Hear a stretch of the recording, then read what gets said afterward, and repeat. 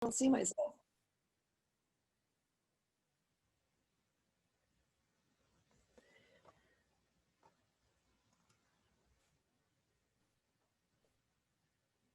So we will just be waiting for a couple of minutes here until everyone can join us.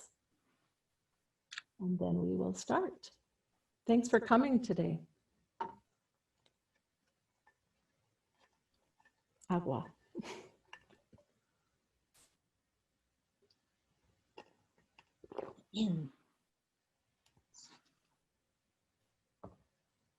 Yo no me veo.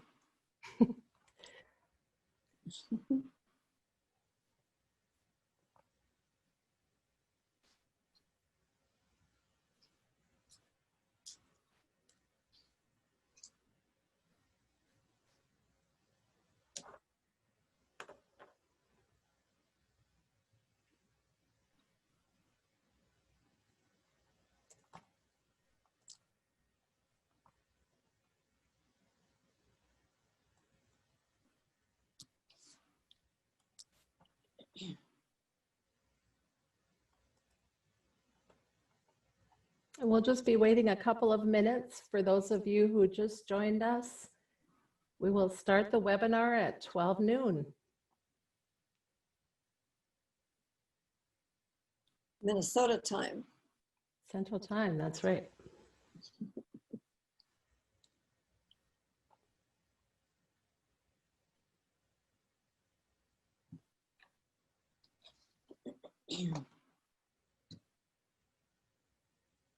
We have about a third of the participants and they're joining slowly but surely.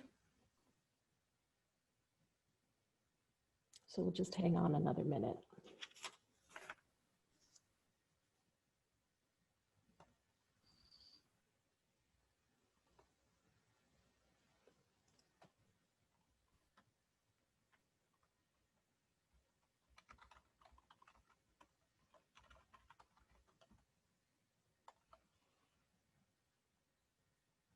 I was gonna say, I got that.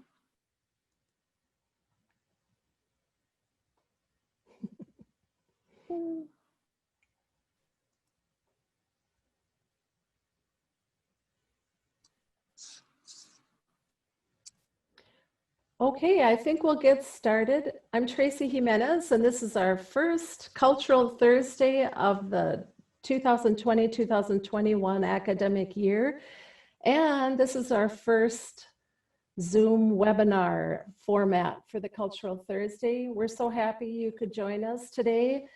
Today we have one of the founding members, or the founder of Cultural Thursday here at Central Lakes College, Jan Kurtz, and she will be talking about her experiences and her new book release, Northern Shores, Southern Borders.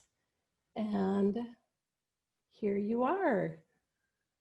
Well, hola, muy buenas tardes. Es un placer estar aquí con ustedes. Hello, good afternoon. It is a pleasure to be here with you. And I am pretending to be with you. I never expected to be in a room all by myself, pretending to see your faces, but know that I am sending out my energy.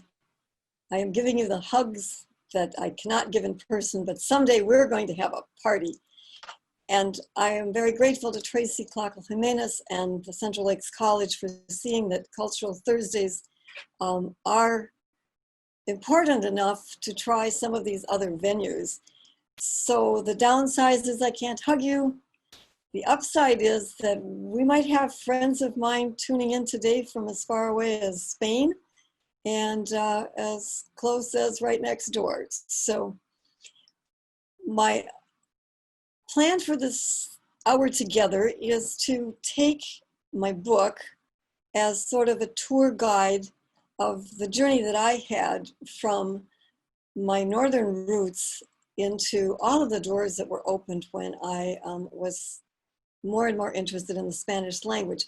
So on the first picture here from my PowerPoint, these are some of the activities that happened here under my tenure at the college.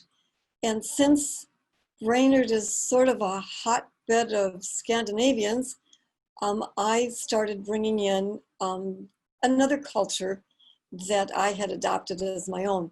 So here we see a picture of the Mexican folkloric dancers. In the upper right-hand corner, there's Maria Elena La Cordobesa, along with Michael Hauser, people that did a lot of flamenco shows from the Twin Cities. And we had 8 Latino festivals that were fundraisers for the Spanish and Latin American cultures scholarship that I set up with Dr. Poland some years ago. And you might recognize Oscar and Michelle dancing in the corner there. He's kind of representing Puerto Rico. We brought several bands in from Argentina. Notice the Argentine flag. And these people were playing a genre of chamamé music.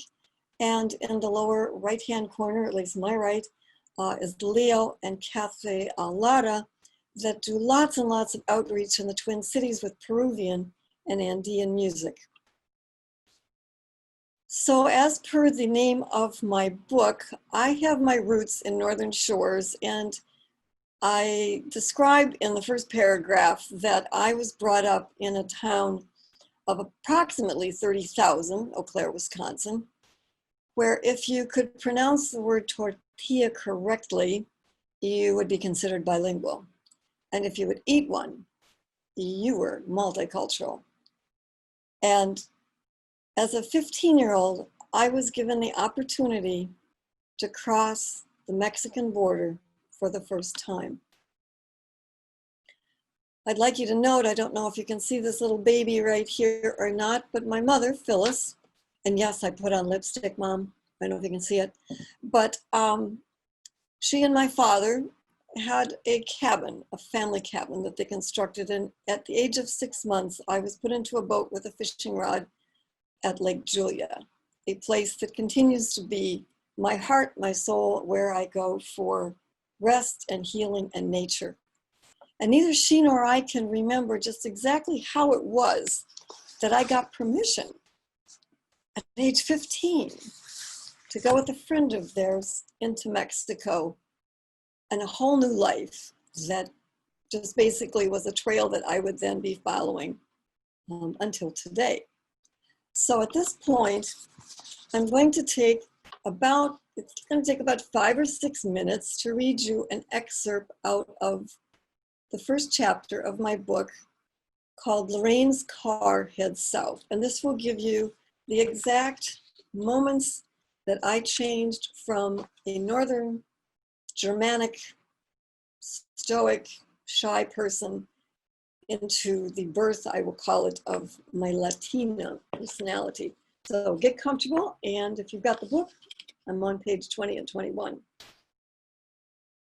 It was August 1968.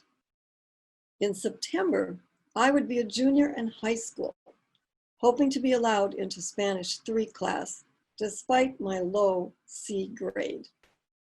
Perhaps that's why I was sitting in the back seat of Lorraine's car, en route from Wisconsin's sky blue waters to Mexico's cacti-covered mountains. Or perhaps, as my mother recalls, I begged her to let me out of Middle America to taste the world my Spanish teacher, Hockey, El Jefe Supremo, created with his travel tales. For the past 3 days, Lorraine, a 40-something divorcee, and her 18-year-old daughter, Cindy, took turns driving us through the Iowa cornfields, the Midwestern plains, and into the deserts between San Antonio and the border. The scenery blurred into a mix of freeways, morphing together in repetitious offerings of fast foods, chain motels, and generic gas stations advertised just before the off-ramps. Only the accents of the radio announcers gave a clue to our changing position until we reached Texas, where Spanish crept into the radio dial along with ranchero music. Heat waves wiggled off the car hood as we squinted into the flat desert stretches, counting off miles to Laredo, our border crossing. Laredo is where they stopped us. Mid-morning, dust, hot sun, long lines of noisy traffic waiting to cross the border in both directions. Finally, our turn. The Mexican official looked into the car and asked for papers, identification, letters of consent.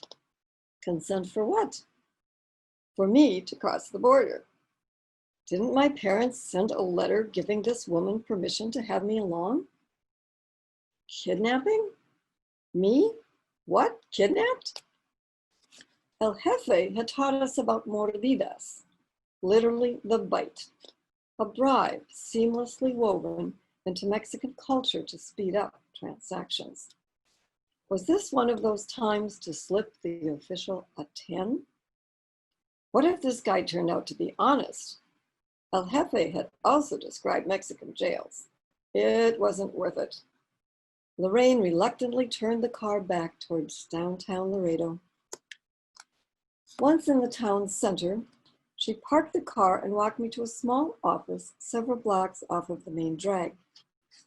It was dimly lit with a nondescript man sitting behind a desk. He asked a few questions and scribbled some notes. I vaguely remember standing in the shadows, wondering what he could possibly do to get me into Mexico. When we stepped back out into the bright sunlight, Lorraine looked down at me and quipped, "Well, you can call me Mom now. I have adopted you, and here is the paper complete with the raised seal to prove it." What? Was she serious? She was clear on one thing. I was to keep my mouth shut at the border. I did keep my mouth shut, and this time we were waved through customs to the highway leading into Mexico and the Sierra Madre Oriental Mountains. We did not stop again until we were safely inside the city limits of Saltillo, our home for the next 3 weeks. Within an hour, my shy, stoic German persona was bumped aside by a budding Latina alter ego, called into being just in time to save my newly acquired mother from Montezuma's revenge. We arrived hot, tired, and hungry. How would we know where to eat? El Jefe's words came back to me. Find a place with locals. They know. Up ahead, a small cantina's parking lot was filling. We pulled in. The waiter led us to a table and plunked down 3 single-page menus. Oh no, being the only one with an ounce of Spanish, I would be expected to decipher the menus. I stared at mine. Not only were the words new to me, but the dishes were culinary concoctions that changed names according to the position of the tortilla. Were they stacked, rolled, or folded? Were carnitas little pieces of pork, or beef, or chicken, or goat, like the carcass, turning on the spit when we walked in? So this is what El Jefe meant by comprehension requires cultural context. We looked around at other tables, at the counter, and at the brightly colored menu above the cooking grill before ordering. Everything smelled delicious. We pointed at pictures and took our chances. The mesero placed the hot plates before us and asked, "Hay algo más?" 3 words. I could do that. No, gracias. We didn't need anything more. Not until a few bites into the meal, anyway. Lorraine's eyes widened. Her left hand reached for her throat, and the other waved wildly in midair, more or less in the direction of the waiter. I looked across the table at Cindy and then down at Lorraine's plate. There, on a bed of rice and frijoles, lay a bitten off chile pepper. Tears streamed down her cheeks. The waiter ran to our table with a pitcher of water. Agua! Oh no, not agua. El Jefe told us that agua in Mexico was akin to arsenic for the unaccustomed gringo. That would lead to hours curled up in the fetal position on the cool tiles of some Mexican bathroom floor, wondering if you should insert your head or behind into the toilet first. It is said this is the revenge that the Aztec Emperor Moctezuma inflicts on all white invaders due to the treatment he received at the hands of the Spanish conquistadores in the early 1500s. Just as the mesero took Lorraine's glass to pour in the offending liquid, a memorized phrase popped out. "Tráigame leche," I pleaded. "Bring me milk." Like magic, these foreign words sent a full-grown man to do my bidding. He took heel and came back from the kitchen with leche, the preferred antidote to soothe the effects of spicy foods. Wow, no textbook dialogue was ever this exciting. Lorraine's breathing calmed. Around us, clusters of patrons returned their attention to their arroz con pollo and 2X beer. I really was in Mexico. Well, some of the things I learned that day was that code switching was fun. Code switching means that you can go from español y luego puedes hablar a little bit in English and your brain goes back and forth, lo cual es muy bueno. So if you don't want to have those cells go dead, learn a second language. It's like a sport. It was like my new hobby. I discovered how powerful language was. I was the translator, a 15-year-old, and people were depending on me to get the message through. And I also learned very deeply that out of a cultural context, the meaning of a word might be totally different. So agua might mean something different out of your faucet than it does out of a Mexican faucet. The lifelong learning part was that words matter. We choose our words. We should know the history of those words. We have a tone of voice with our words. And I learned during the Reagan era that the Nicaraguan situation with the Contras and the covert war being led by the United States, Reagan was calling the Contras in Nicaragua freedom fighters. But the Nicaraguan people who were walking to church and school and stepping on the landmines that they were planting in these villages called the same people terrorists. A very important lesson. Let's just hope that you're working with your critical thinking skills in this time that we live in. Now, I'm a promoter of all languages. I just happened to get into Spanish because it was offered at my high school. So I got 21 Spanish-speaking countries, quite a deal. And Tracy pointed out to me this week that in the United States of America, there are more Spanish speakers than in the mother country of Spain. But I got more than language from these different countries. I also had traditions. From Mexico, I got the tradition of the Day of the Dead. From Spain, I have a friend Revi in Asturias that showed me that this was the way that you should be pouring your sidra, because if it didn't go all the way through the air, it wasn't going to pick up the flavor that was necessary. In Argentina, I learned not only about the tango, but the history of La Boca, Buenos Aires, the Italians and the Germans.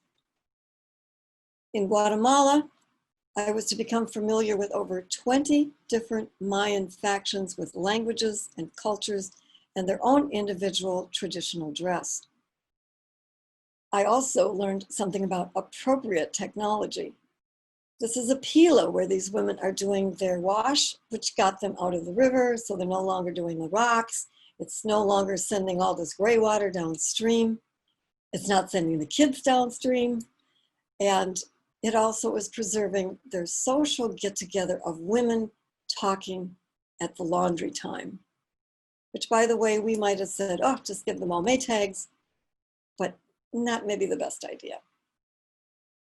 And in Peru, It was lovely to see the extended family of the grandma, the abuela, who was making her yarn here with her little granddaughter, with the llamas walking around in the background. 21 countries, many, many dialects, many histories, many customs. And I was fortunate enough to be able to start my trek on the Spanish Trail by living with families, going to school, and making friends. So there is a chance of Raul here is watching. I don't know if Lucio made it today or not, but Raul here and Nicolas and Lucio were all tutors at the Interamericana in Saltillo the first year, and they were there for me the second year and the third year in a row that I went to visit as a high schooler. And as I said, they're still in my life today. Beda was a surprise to me because my stereotypical thinking was that, oh, you know, the Mexicans are poor. Well, I ended up in a beautiful home, got a personal maid. And my lesson here was that even though we were both 15 years old, because of the class, almost a caste system, we really weren't supposed to be friends. I was supposed to drop the towel on the floor and she was supposed to pick it up. If I made my bed, she would remake it. But that was something that I just couldn't get along with, so Beda and I did become good friends. And my second big opportunity then came from Hamlin University, where I studied in Seville for a semester and got another family. This is Chiqui, and he was living in the same house that I was, so I considered him my Spanish brother, along with 3 other young men. And Maggie here was one of the other of 25 students from the United States doing the same semester in Seville. And here we were dancing after we had partaken in the La Noche Vieja, the New Year's Eve, where people ate grapes. Every time the clock struck, you stuck a grape in, and then it struck again, you stuck a grape in, and you start laughing, and then it kind of starts flying out of your face. And but if you get all 12 down, you're supposed to have a good year if you live through the grape situation. One of my dearest friends is pictured here, and her name is Maribel Adame. And I met her shortly after I was a student. And she, in this picture, is presenting the ultimate in friendship because she acquiesced to go on a tourist carriage ride with us, which was just excruciatingly embarrassing in Seville, in the Parque de Maria Luisa. And over the years, she has offered me a home anytime I've gone to Spain. And she did make it here as part of an exchange as well, which is a beautiful thing when these friendships can go both ways.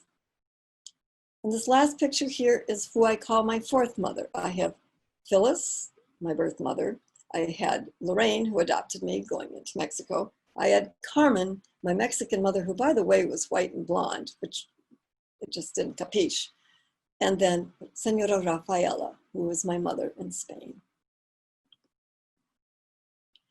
But a lot of this fun and joyful gallivanting around and learning new things, every day was an adventure in these countries. Every day I learned something new.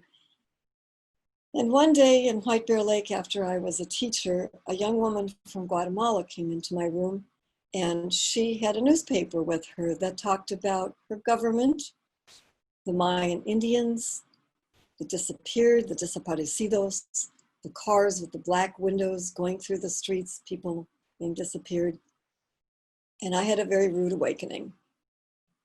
At this time, Central America was not a lot in the news except for the very back pages, until a man by the name of Rene Hurtado showed up in Minnesota. And Rene is not his real name, but I really encourage you to Google Rene Hurtado, look at the newspapers, see what the history was at that time and his story as he fled the El Salvadoran high military people to go, well, to our country. He was one of them that didn't go on to Canada. So Rene was called by the Brainerd Quakers to come up and give a presentation, and also here at the school, and they called me to do the translating for him. So he was one of my first in-person stories about what was really going on in Central America.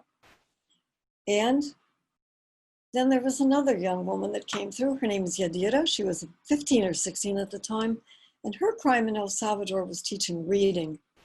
So very briefly, Bibles were being used to teach because they were available. But if you taught reading, think about how powerful a tool it is to read, because then your plantation owner couldn't just have you put an X on an agreement of how and what your working conditions would be. And the government wouldn't have to just have you put your X down when you voted without being able to read all the documentation. And you had to rely on the radio and the messages on a particular station. So reading was very, very much a threat to those in power during the 1980s and today. We want a literate electorate. So she had fled El Salvador and was on her way to Canada. And here she's pictured at none other than the First Congregational Church basement potluck. At that time, I decided I had to do more than just write to my politicians. I was very frustrated. What could I do? Some things were happening that I just did not agree with, and I just felt so powerless. And this is a period of time where I would say I sort of converted into either a human rights activist, and at times that gets you into politics. So I signed up for a volunteer program called Jubilee Partners that's located in Comer, and that's in Georgia. They are related to the Habitat for Humanity community and Koinonia. And I was given the opportunity then, here I am pictured with my son Greg, for those of you who know Greg, but I got to go on the bus that went down to the border, and I got to visit the detention centers. And I met people who had taken 6 months to get here through Mexico, which really didn't care to have them coming through. And we did interviews, and the people that had a horrific enough story to be accepted by the Canadian government to be refugees taken into their country as immigrants took a 3-month tour through Comer, and Jubilee taught them English, how to role model getting jobs. And because our government was very, very involved in supporting the governments of Mexico, or not Mexico, but Central America, we were not accepting these people into our country. Canada was accepting them into their country. Take a really good look, because these are the same people basically just 20 years later that are now being again stopped at our border, put into cages, and family separation. Please look into the 1980s to understand why this process is still going on. Well, after I thought it was maybe getting safe enough to get into Central America, I signed up with Augsburg Global Education Travel and took several trips with them. And the story I'd like to share here is just my own humble moment, because even though I thought I was really tuning into cultures and other people and not being a major, let's say, stereotyper or prejudgment person, well, one day, Global Ed took us with Calixta, and Calixta here led us through a 4-hour ritual in a place called Ixinche, which is a Mayan ruins just a little north of Guatemala City. And I looked at her in her indigenous dress with her 2 sisters, and I pictured her cooking in a place like maybe that church kitchen, if not cooking on a floor.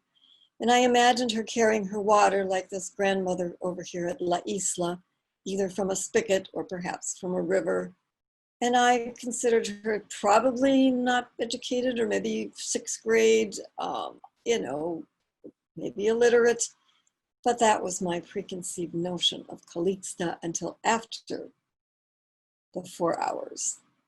And I found out not only did Calixta have a PhD, thank you very much, she spoke 4 languages, Spanish, English, and 2 Mayan dialects. She was an activist in her own country, standing up for the rights of the Maya people who were really being, it was later called genocide, led by the government, which by the way, we were backing. And she had been so vocal that the United States Congress had invited her to speak about the investigations and the crimes that were being committed in her country of Guatemala. And so I had to really readjust my stereotyping. A very quick note here is, if you can see, this is Edith Alvarez, who's been a teacher. She's now a retired teacher from Brainerd High School. And this is Lorena, the woman who brought all of this to my attention when she was a young girl in White Bear Lake, here pictured with her 2 kids and her husband, who is a CEO in a rubber plantation in Guatemala. Also in Guatemala, I would like to just do a shout out to all of the people in Brainerd and St. Cloud, and actually from wherever you're listening, the number of people that have volunteered in other countries.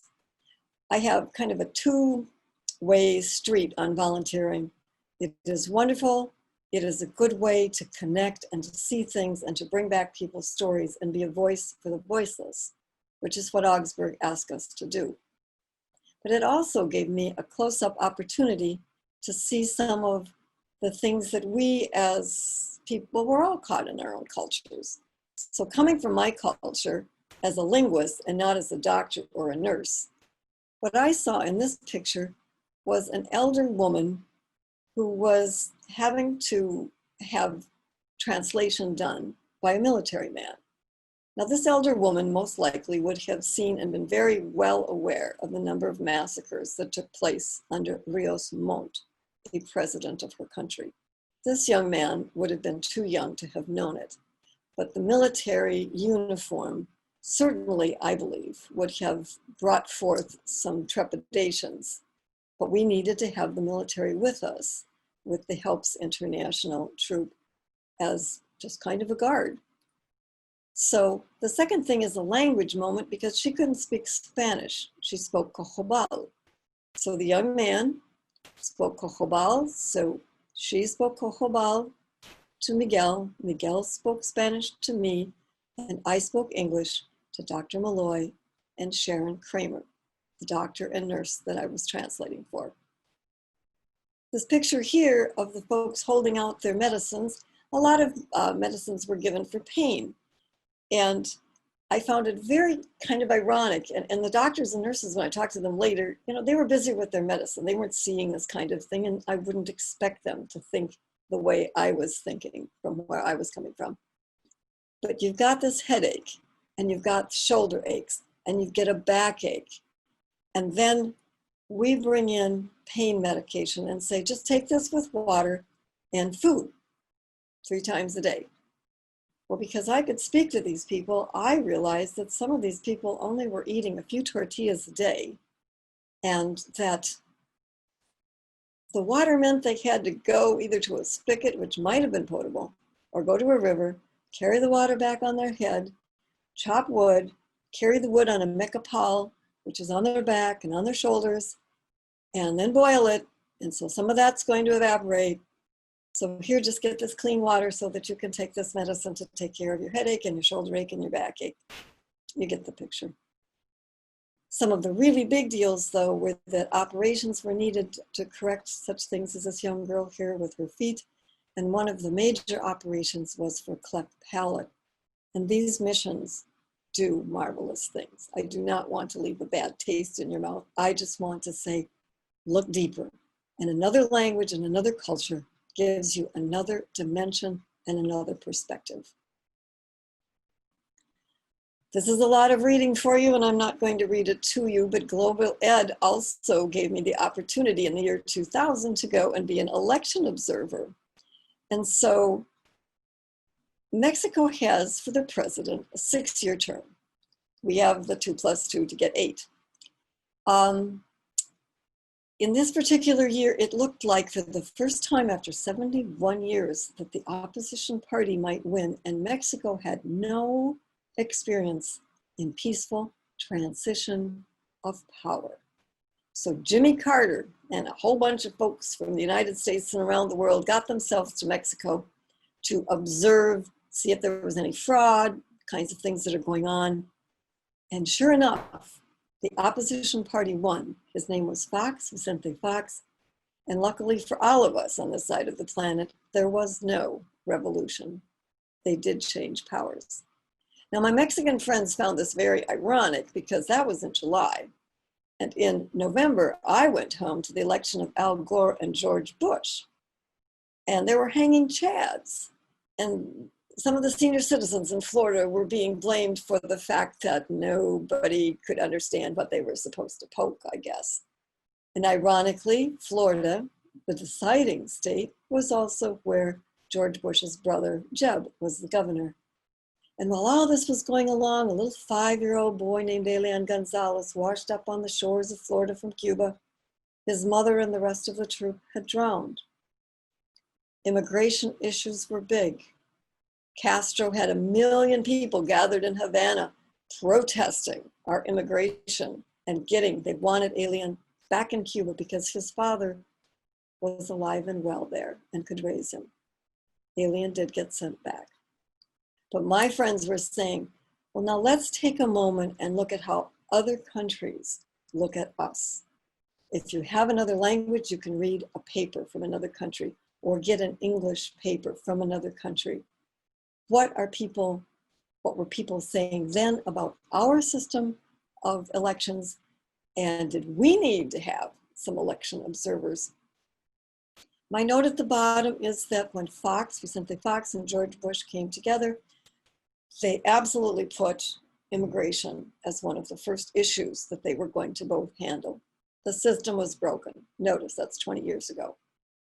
They had a meeting set up for the end of September in 2001, but 9/11 happened about 2 weeks before that, and the whole idea of facing and dealing with immigration between our countries not only went to the back burner, but frankly, flew right off the stove. And we are now facing a 2020 election. Immigration is still an issue.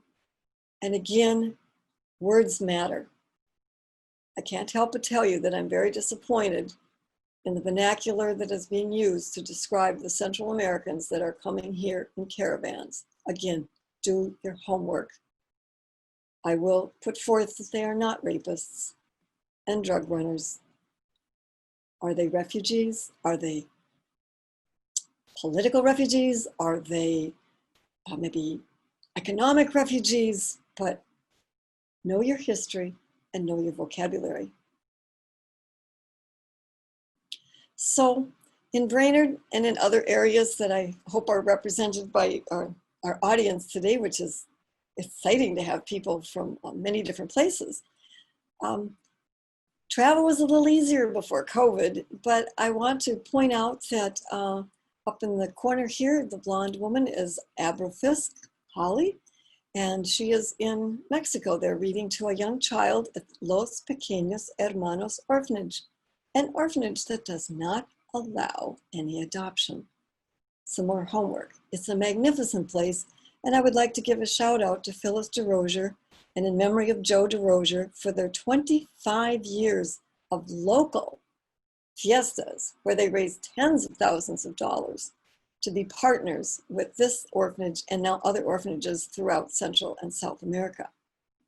This young lass in the middle is at one of our festivals, and she's finding out one of the most wonderful ways to discover other cultures: food. The woman doing all of the cooking is Margarita Price, and she has helped with the festivals, and in here she is teaching us how to make tamales. And I will tell you that I am a fan of somebody else doing the cooking, especially tamales. I will eat, I will do the dishes. In the lower corner with all the Christmas cookies, we have some former Central Lakes College CCID students. Andrea and Jauni were both from Brazil. And I encourage you to, bring people from other countries into your life and introduce your own traditions to them and take a different look than maybe at yourself. How do you do things? And it also is a great way to get your Christmas cookies all decorated. In the middle is a picture from Long Prairie, Minnesota. And over the last 10 to 20 years, we have seen a number of migrations come through. Earlier on, they were the Hmongs 30 and 40 years ago. We have the Somali, and we have many of these people that are now working as our essential workers. They are at the farms, they are at the meatpacking plants, And again, I just have to say, we have to keep these people safe. When they're safe and healthy, then we're safe and healthy. There's no better time than COVID to realize that when we're all better, we're all better. Okay, end of preaching. And on the last little slide here, this was mixed blood theater that we brought into Central Lakes College, and I include it because we brought in exchange teachers. And here's Rocio, who now works at Long Prairie as the liaison for the Spanish-speaking people that are in school there. Argentinian. Mariu was an Amity aide at Brainerd High School. And here is the son of one of my dear friends. His name is Acer. And 3 different people, let's see, George Fruth and the Scott family and the Malloys, took in Acer while he came over here to learn English and practice for the New York Marathon. This young man went to the marathon, and out of some 30,000 runners, he came in 113th. I have just another quick story I wanted to share with you, and that's about Dominga, one of the many people that came here as a refugee in the 1980s. And her son had been a first recruit, and he was ordered at one point to do a sweep, which meant to go through and kill anybody in the village that still was wiggling after the main massacre had happened. And as I read this, I want you to think about your life compared to other lives. Also look at your life as others might see you. So we are making here an Afghan for this little baby that is about to be born. Sabes, Dominga, you know that I never spend time like this at home with my women friends, I mused. This is so nice to just sit and talk. At home, I always feel so busy. We run our kids to sports, to lessons. We have jobs and come home to women's work until we drop. I realized that my tone had shifted from whimsical to complaint to whining. I stopped. Juanita, she looked over at me. Juanita, I lived in a hut with a tin roof. In El Salvador, I worked all the time in the fields. Field work is hard, physically hard. Women were always busy there too. We didn't have time to get off at the harvest for sick kids or drunken husbands. She stopped. Juanita, she struggled. Juanita, in El Salvador, my husband became a drunk. First, he used money for drink. Then he lost his job and began hitting me. Lots of women get hit, beaten up. My crochet hook stopped. My tirade of first world problems echoed back at me. But what do you do? She resumed, piercing her eyes into mine. One night he came home and put a knife to my throat. That was just too much. She looked down at her hands in her lap. By the time Renee came home with his buddy after that awful massacre, I was afraid for them, yes, but I also knew that we could not stay with my husband. Nothing was safe. We could not stay. She slowly repeated, we could not stay. I had read accounts of lives like Dominga's. Reading the words doesn't mean understanding. She lived in a choza, a small hut with a center fire ring for cooking. I lived in a small house with a cook stove, yes, but also a gas stove, running water, electricity, not to mention 40 acres. Teaching at the local high school could be grueling, but not backbreaking. My comparisons bounced back and forth as the Georgia breeze blew over our moments together. There we were, happy as clams, an idiom worth pondering, but not translating. I wasn't up to explaining and reverted to contentas to describe us. I smiled and reached for another ball of yarn. Do you think the next row should be lavender? I asked her. She handed me a cream-colored ball. I think this would be better to bring out the lavender if you use it first, she suggested. I held the colors up together. Yep, you're right, I agreed. I like the contrast. She began unwinding another skein. I reflected on the two of us. Such different lives, sitting on that blanket, spread out on the newly sprouting Georgia spring grass, helping each other create an Afghan for a baby yet to be born. Contrast is good. It brings out the highlights. And so it was for Dominga and me.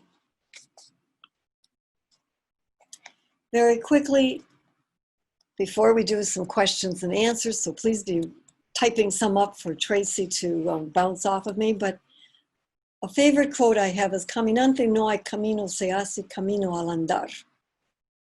You and I are hiking a road, the journey of our life. We are putting our steps down and making choices in which direction we are going to go. A pet peeve of mine is hearing somebody, sorry counselors, you only need 2 years of a language. Well, why don't they say that about music and sports? Why limit yourself? We're not all able to use the language. Google Translate has gotten better, but we used to get things like the bear ate the bee's honey with his paw. Read along.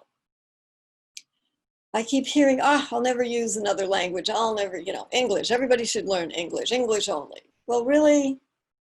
Oprime el número dos. Did that really hurt you?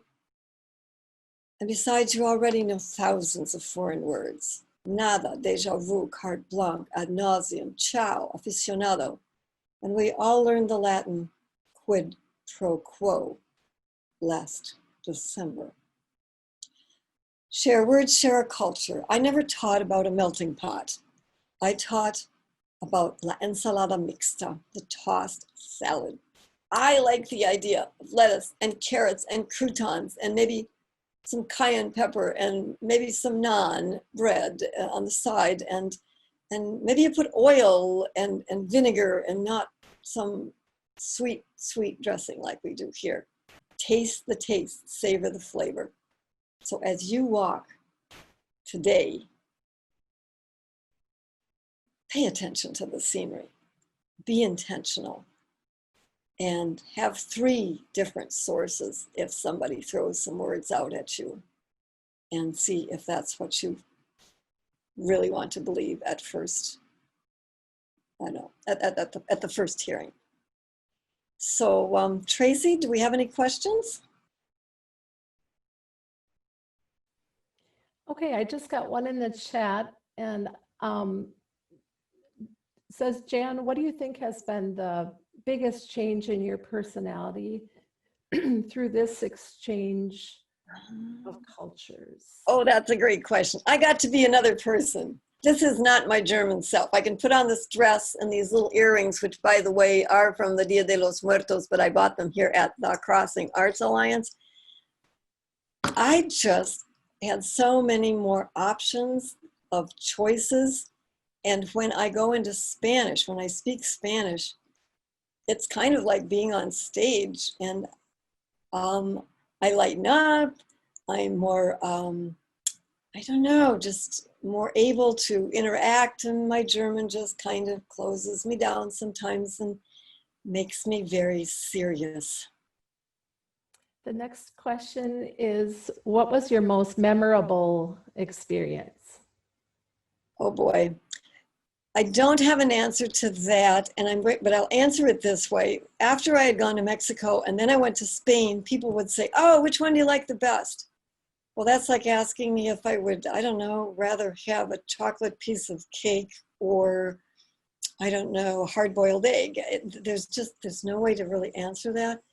But changing Lorraine's experience with me in Mexico, then going to Spain, and then having Lorena come into my classroom and open up a totally different story about the life that was going on for Spanish speakers were certainly totally life-changing. And shout outs to my teacher. Unfortunately, Senor Hawkinson is no longer with us, but Senora Yonasai from Hamlin is having the very horrible misfortune of having to spend her COVID time in Hawaii. with her son. So I'm in touch with her. So those are people that also just majorly changed my life. This question, there was a question in the Q&A about your book and purchasing your book. And I did in the chat put a link to the CLC bookstore. And we should note that the proceeds are being donated by the author to the Kurtz Spanish Scholarship Fund at the college to help students here at Central Lakes College. And I have a question from a student. Here she says, other than your book, what books do you recommend to an intermediate Spanish student? Well, if you're talking Spanish language books, definitely look for what they call intermediate readers, or find books that are at your level of vocabulary and read them out loud so that you can practice and hear the sounds. If you're talking about this period of time that I was sharing with the Overground Railroad that's not very well known, I do have a reading list included in the back of my book with maps that show the different places that I went. And maybe afterwards, if you want to get my home address, I am more than excited and able to share actual titles with you. But I do have a reading list included in my book. All right, the next one. What do you think would be a reasonable immigration policy? Oh boy. For me, I think number one, we have to understand why people come here. And oh, this is like, you need to take a whole semester. There has always been racism in our immigration policies. You will notice that mostly, Europeans get to come.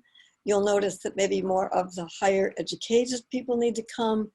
I think we need to absolutely study the definition of what a refugee is according to the United Nations definition, and that in those cases, we need to decide, what are our policies, and the education is so necessary, because the people that are coming here now very often are still trying to escape horrific situations at home, man-made, not just like hurricanes. And the second thing is I think we just have to educate ourselves and know that these people aren't necessarily here for our jobs. I really have trouble with that one. These people are not coming here to use up our health, benefits. They're paying taxes. So there's just a huge thing that we need to look at. How do we want to integrate people? Because in my opinion, we need and have always needed immigrants for many of these jobs. And my hope right now is that if we just let all of the best brains, regardless of country or gender, to get together, we're going to get a vaccination for COVID a lot faster. Did I cover too many subjects there? All right. And what do you hope happens to the people who read your book? Oh, I'd have to give away my secret. First, when I wrote the book, I really didn't know who my audience was. And in a way, I wrote for my mother because I wanted her to have my story. And I wrote for my granddaughter because I want her to know about more than just Nana. The takeaway, though, is I ended up putting my stories in chronological order, which wasn't my first plan. But I'm hoping that a reader will walk through and be able to experience some of my aha moments, as I did as a 15-year-old and as a 19-year-old and as a 20-year-old, 21, and then to be hit the same way I was when not everything was beautiful.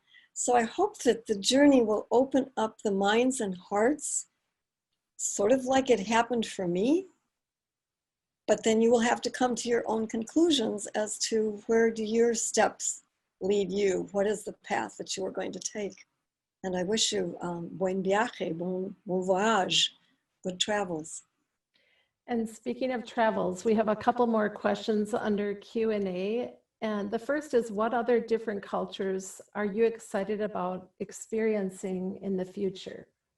Okay, well, I would just like to be able to travel. I do have friends in Switzerland. I would like to go to Germany, which is actually the roots of my family. So we'll see how that goes. And I have been to Ireland, I have been to Portugal, I have been to Italy, love that a lot. Went to Greece, oh, that was marvelous. But right now I'm actually feeling more like I want to go back and visit some of these friends. This book has contacted me again with, you know, friends like Raul and Lucio. And I'm real excited to go back to Saltillo and see where I was as a 15-year-old. And another question is, and this would be our last question, any plans, but stick around. Jan Kurtz has an important gift to give the college. So if you can stick around, we'd love that.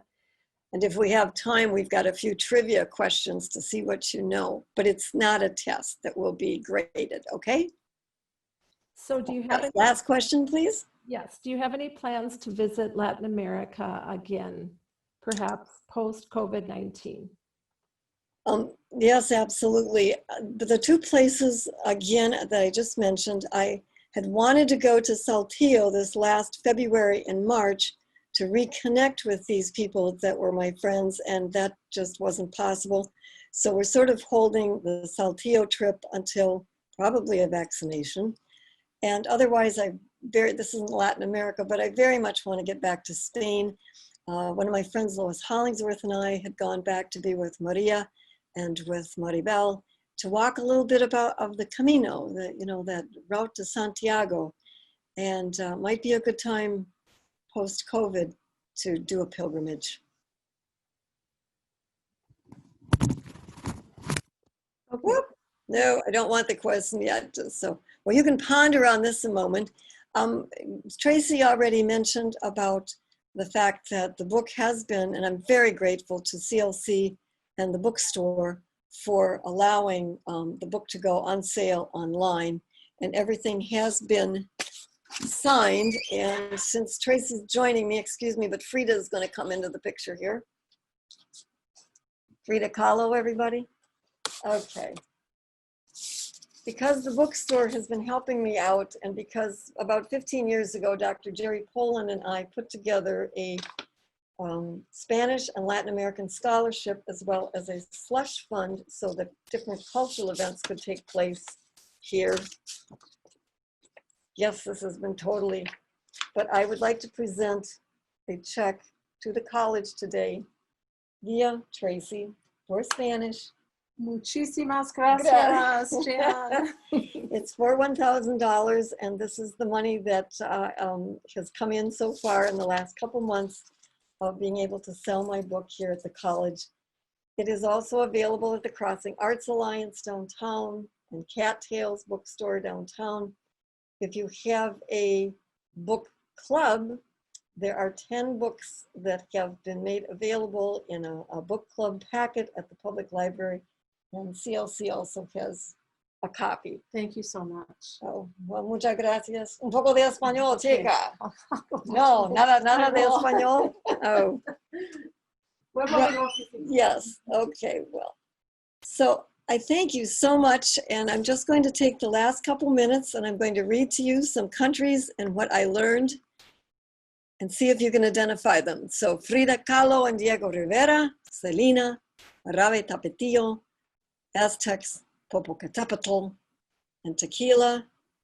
I don't know if you want to write the answer in so Tracy can see if you got it right, but Dia de los Muertos, bread behind, and this is the country of Mexico. So I got all of that from Mexico. Asados, Evita, Tango, Gauchos, Las Pampas, Tierra del Fuego. Argentina. Machu Picchu, Incas. Yes, they eat guinea pigs. No, I didn't eat one. Pizarro invaded the Pachamama, and the money is called soles after the sun. And that is Peru. Anybody getting anything right, or am I going too fast? No, we've got someone who's getting them all. Oh, okay, I'm going to slow down. Okay, which country is this? Mojitos, oh my goodness. Mwah. Old cars, Che Guevara, Fidel, the danzón, the rumba, and of course, the embargo. Yeah, quite a few people got that one. Woo, Cuba, alrighty then. Don Quixote and Sancho Panza, El Flamenco, La Semana Santa, Plácido Domingo, Sangría and Paella, bullfights. Yeah, very good. Spain, good. Hey, sorry about that, Maribel. I know how you feel about bullfights. Fifth in Spanish-speaking population, Sandra Cisneros, Cesar Chavez, and Dolores Huerta, Chicanos, and the largest Cinco de Mayo celebrations. Anybody get that one? That would be the United States of America. And here we are, for those of you who know Blanca and Luisa, las tres amigas hacen un mundo mejor. And for those of you who know me, yes, I'm standing on a box in this picture. So, thank you so gracias. much, Jan Kurtz. Just a wonderful that you could join us today and that you've supported. Oh, there's a couple more questions. We might just have a minute. Oh, these are people that we're putting. Many, many thanks to you, Jan, for sharing your time and talents as a colleague here at Central Lakes College is sharing, and also for the scholarship support.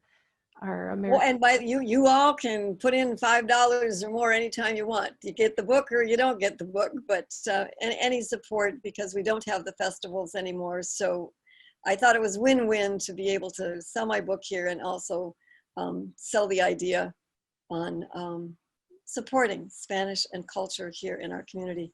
And shout outs to anybody that got in here from Mexico or Switzerland or Guatemala or Three Lakes, Wisconsin, Eau Claire. Woohoo! Hi, guys. Lots of love coming over the chat, Jan. And I just wanted to put in a plug for next month, October 1st. I have a cousin down in Southwest United States who knows Kevin Boleyn. He's Navajo, and he will be speaking to us about gender roles in the Navajo culture and what we can learn about gender roles. So appreciate you all sharing this hour with us, and look for the link to that next webinar on the CLC website. So take care. Ciao. Buen día. Besos, abrazos. Besos. 1, 2, 3.